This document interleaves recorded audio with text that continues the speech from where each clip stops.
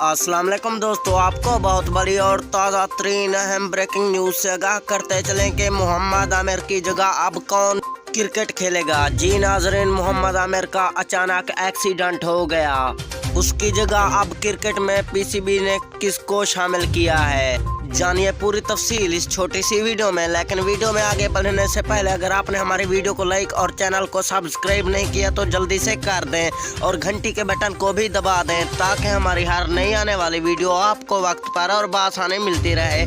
तो दोस्तों, आपका कीमती वक्त ज़ाया किए बगैर बढ़ते हैं वीडियो की जानिब।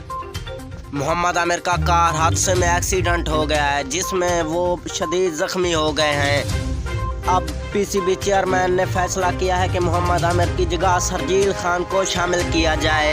लेकिन बाबर आजम ने अपने इंटरव्यू में कहा है कि मोहम्मद आमिर पाकिस्तान क्रिकेट टीम की शान थे, अगर वो नहीं तो हमें हारने का बहुत डर है, लेकिन हम पूरी कोशिश करेंगे, इंशाल्लाह हम जीत जाएंगे। मोहम्मद आमिर क्रिकेट टीम में नहीं है तो शर्जील खान को हमने शामिल किया है और शर्जील खान बहुत बड़े बैट्समैन हैं, हम पूरी कोशिश करेंगे जीतने की। अगर आपको हमारी ये वीडियो पसंद है तो वीडियो को लाइक कर दें।